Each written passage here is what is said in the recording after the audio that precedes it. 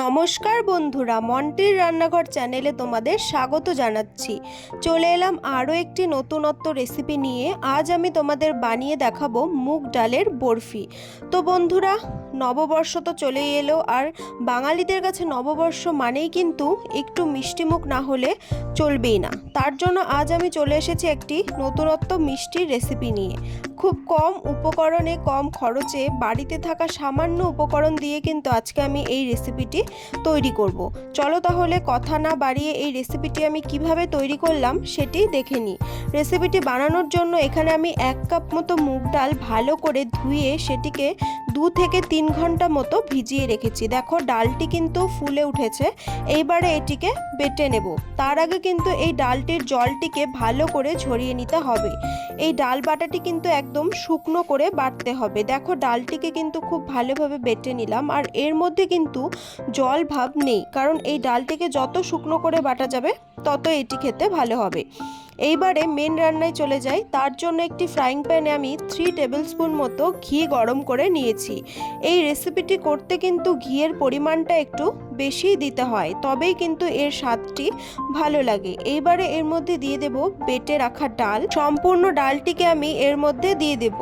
আর এই ডালটি দেওয়ার সময় কিন্তু গ্যাসের ফ্লেমটিকে একবারে লোতে রাখতে হবে, না হলে কিন্তু নিচে লেগে যেতে পারে। এই ডালটি সম্পূর্ণ দেওয়ার পরে এটিকে খুব ভালোভাবে ঘিয়ের সাথে মিশিয়ে নিতে হবে এবং ভালোভাবে ভেজে নিতে হবে। যতক্ষণ পর্যন্ত না এর কাঁচা ভাবটি বা কাঁচা গন্ধটি দূর হচ্ছে ততক্ষণ পর্যন্ত কিন্তু এটিকে ভেজে নিতে হবে। এটিকে ভাজতে ভাজতে কিন্তু একদম ঝুড়ো ঝুড়ো ভাব চলে আসবে। দেখো এটিকে কিন্তু খুব ভালোভাবে ভাজা হয়ে গেছে, আর এটি কিন্তু একদম ঝরঝরে ভাব হয়েও এসেছে। দেখো এইবারে আর এই গোটা ভাজার প্রসেসটাই কিন্তু একদম লো ফ্লেমে করতে হবে। একটু সময়ের ব্যাপার আর একটু ধৈর্যেরও ব্যাপার। দেখো পুরো ডালটি কিন্তু ভাজা হয়ে গেছে। এইবারে আমি এর মধ্যে দিয়ে দেবো 1 কাপ মতো দুধটি দেওয়ার পর মিডিয়াম ফ্লেমে খুব ভালোভাবে এটিকে মিশিয়ে নিতে হবে। আর যে দানা দানা ভাব আছে এটি কিন্তু একদম স্মুথ হয়ে যাবে ততক্ষণ পর্যন্ত কিন্তু এটিকে মেশাতে হবে। দেখো এটি কিন্তু খুব ভালোভাবে মেশানো হয়ে গেছে, আর এর মধ্যে কিন্তু কোনো দানা দানা ভাবও আর নেই। এইবারে আমি এর মধ্যে দিয়ে দেব 1 চিমটে মতো জাফরান। এটি তোমরা দুধে ভিজিয়েও দিতে পারো। আর দিয়ে দেব 1 কাপ মতো চিনি। এখানে আমি চায়ের কাপে ইউজ করেছি, তাই 1.5 কাপ মতো দিলাম। তোমরা মেজারমেন্ট কাপে দিলে 1 কাপ মতো চিনি দেবে। আর দিয়ে দেবো 1 কাপ মতো খোয়া ক্ষীর, আর দেবো 1/2 কাপ মতো গুঁড়ো দুধ। এইবারে এই সবগুলো উপকরণকে খুব ভালোভাবে মিশিয়ে নেব, আর এই সময়ও কিন্তু গ্যাসের ফ্লেমটাকে লোতে রেখে দেব।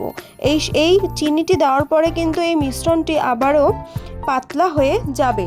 দেখো খুব ভালোভাবে এটিকে আমি মিশিয়ে নেব, আর দেখো মিশ্রণটি কিন্তু খুব ভালোভাবে মেশাতে হবে, আর লো ফ্লেমেই কিন্তু এটাকে মেশাতে হবে। দেখো এই সময় কিন্তু এর কালারটি একরকম আছে, আর এইভাবে রান্না করতে করতে এটি যখন একদম শুকিয়ে আসবে তখন কিন্তু এর কালারটি চেঞ্জ হয়ে যাবে। আর কেউ যদি মনে করো ফুড কালার ইউজ করবে সেটিও করতে পারো।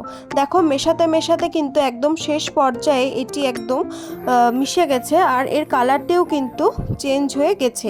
এইবারে এটিকে আমি সেই ফ্রাইং প্যানের মধ্যেই ছড়িয়ে দেব। তোমরা অন্য পাত্রেও ছড়িয়ে দিতে পারো। খুব ভালোভাবে চেপে চেপে কিন্তু এটাকে আমি সাইজ মতো ছড়িয়ে দেব, যাতে বরফিগুলো সমান হয়। আর ঘি দিয়ে চেপে চেপে কিন্তু ওপরটা আমি সমানও করে দেব। এইবারে আমি এর ওপর দিয়ে দেব রূপোর তবক। এটা কিন্তু একদম অপশনাল, দেখতে সুন্দর লাগার জন্যই কিন্তু আমি এটিকে ইউজ করলাম। তোমরা চাইলে এটি না দিয়ে এর ওপরে কাজু বাদাম, পেস্তা বাদাম কুচি দিয়েও কিন্তু গার্নিশ করতে পারো।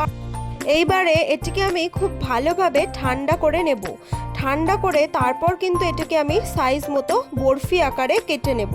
এটিকে তোমরা ফ্রিজে রেখেও ঠান্ডা করে নিতে পারো, তাহলে কিন্তু কাটতে সুবিধা হবে। তাহলে বন্ধুরা তৈরি হয়ে গেল মুগ ডালের বরফি।